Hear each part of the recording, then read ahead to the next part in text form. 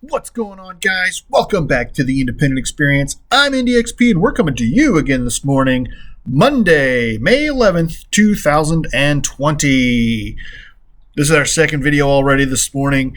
We had a very unfortunate event happen with Step Stacker. He has lost his channel, but I guarantee you we're going to get him back. He is currently in the process of getting that all back together. Hopefully we can get him back up and running real soon. He does have a second channel that he is answering questions on. Previous video of mine where we did an interview over the phone with him. I'm going to post a link at the end of the video for that video, so you want to check that out as well. Get up to date on all the current information that we have for Step Stacker. Let's go ahead and take a look at the markets and see where we're going to be starting the day off at. This video is being recorded as of 9:15 Eastern Standard Time, so it's not the usual 7:45 time slot. I apologize for the delay, but let's go ahead and jump in. Gold is currently at $17.1436. Silver is at $15.72, giving us a ratio of below 110 for the first time in a long time, currently at 109.06. Platinum is down slightly at $769.70, and palladium is also down, currently at $1923.15. In other metals markets, rhodium has just had a very nice increase just here in the last few minutes. It's up $700, currently at $7,200. Copper is down, currently at $236, and aluminum is steady at 65 cents a pound. Barrels of crude oil have held steady over the weekend. Barrels are currently at $24.87. The Dow Jones, NASDAQ, and S&P 500 had decent days on Friday. They are going to be starting off the week at 24,331.32. The NASDAQ will be starting off at 91,21.32, and the S&P 500 will be starting off at 29,29.80. You guys that trade in Bitcoin had a rough weekend. Saturday night, we saw that thing tank. I mean, it went down at, let's see, 7:30 on Saturday night, Eastern Standard Time. It was reporting at 96.24.48, so just over 9,600. 30 minutes later, it was down $1,500 at 81.0670. Now it has rebounded nicely since then. Just here in the last couple hours, it's actually rebounded nicely. It's currently at 89.3205. If you guys happen to trade in the Utah Gold back, those are steady at $2.99. It is Free Gold Friday giveaway drawing time. We're going to get to that in just a second. But in today's video, we have some silver we're going to give you guys. It snowed here in Indianapolis yesterday, if you can believe that. It was very, very frosty. Had some hail yesterday afternoon as well. My kids really got a kick out of seeing that. But we've got a nice SilverTowne silver bar. People in a nice horse-drawn sleigh going through the winter wonderland of silvery snow. So it is a... Whoa. It is a 1 ounce SilverTowne bar. Very cool. We're going to be adding that into the stack. Still want to make it out to SilverTowne sometime this summer. Check them out. Very, very cool. All right. What do you guys think? Should we go ahead and just do this draw and get it out of the way? I think so. One Utah Gold back. We gone ahead and uploaded that video into the random comment picker, and you had to put in text of silver certificate. So we had 19 viewers that put in silver certificate into their comment. So let's go ahead and get her started. Good luck, everyone. Boop, boop, boop, boop, boop, boop, boop, boop, boop, boop, boop, boop. And the winner is Steve Kenyon. Steve has been a longtime supporter of my channel. He says, I have a few silver certificates from when I worked at a gas station. Very cool. Yeah, I actually have a few from when I worked at a gas station years ago too, Steve. Congratulations, Steve and Kenyon. Go ahead and email me your contact information at indyguy711@gmail.com. Again, indyguy711@gmail.com, and I will get that sent out to you directly. I had a video that I wanted to read a portion of this morning. This comes from Axios.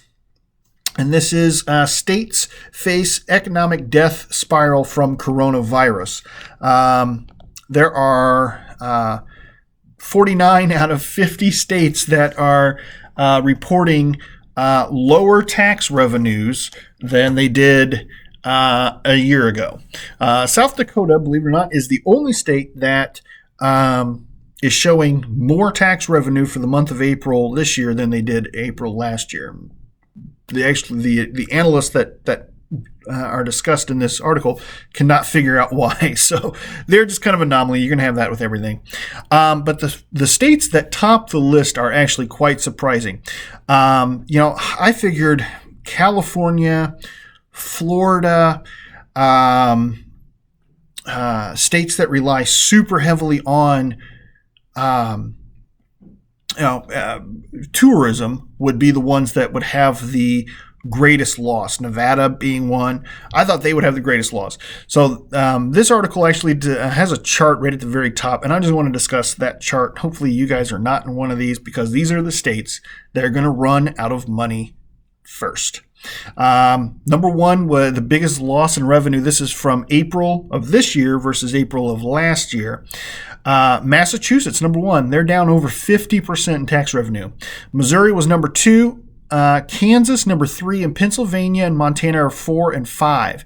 All 5 of those states they've lost over 50% of their tax revenue for the month of April over last year. In 6th is Illinois, which that one I wasn't necessarily surprised about. Louisiana, number 7. Alabama, number 8. Number 9 was also very surprising. It was West Virginia. West Virginia, if you guys don't know, they were actually the very last state to report a case of COVID-19. So for them to be down, they didn't even have their first case until April, where most states were already reporting cases in February and March.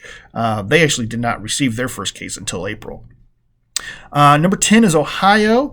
And then rounding out is Arkansas, New Hampshire, Texas, and North Carolina.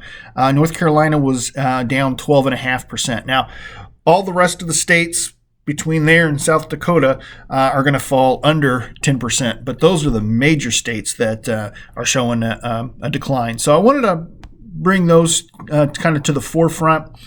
There are discussions of an additional $500 million stimulus for propping up struggling states and municipalities. I did a video sometime back about cities running out of money, which I think this kind of piggybacks on. The video that we had last month showed that 9 out of 10 cities with a population of 50,000 or more are actually going to run out of money before the end of the year. And in most cases, they're going to run out before October. So most states, I don't know the breakdown, but most states I think have a fiscal year that ends in June. I know our fiscal year here in Indiana, ends in June, as well as all the municipalities run through the end of June. So, it'll be interesting to see how states get through their fiscal year. Indianapolis's fiscal year for next year will look quite a bit different, because we'll actually have 2 Indy 500s accounted for since the Indy 500 has been bumped to August.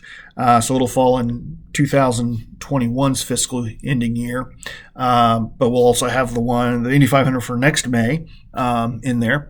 We also have an additional IndyCar race that's coming to town in October. So it'll be interesting to see how the tax year rolls out for Indianapolis next year. But I think a lot of these states will recover on their own. Now, of course, some of these states that are showing major shortfalls, like Massachusetts and Pennsylvania and Illinois, those states are going to struggle. And those are going to be the first states that are going to run out of money. I think it's interesting, to say the least. And guys, I certainly hope wish for the best for all you guys that live in some of those states. So, all right, guys, let me know down in the comments what you guys think about states' tax revenue shortfalls. Also, what are some, if you guys happen to notice any of the things that your states are doing to help curtail that, let me know. Appreciate everybody's comments down there, and I do appreciate every single one of you. As I said before, I'm going to post a link right up here in the card. It's going to pop up here in just a few seconds of the video I did earlier this morning for Step Stacker, the interview that I did with him and what he's doing to get his page back up and running. If you enjoyed today's video, go ahead and hit that thumbs up button for me right there. I do appreciate that. And if you happen to be new to the independent experience, why don't you go ahead and consider hitting that subscribe and jingle bell right there in the corner, bing bong, so you can be notified of when new content is coming out.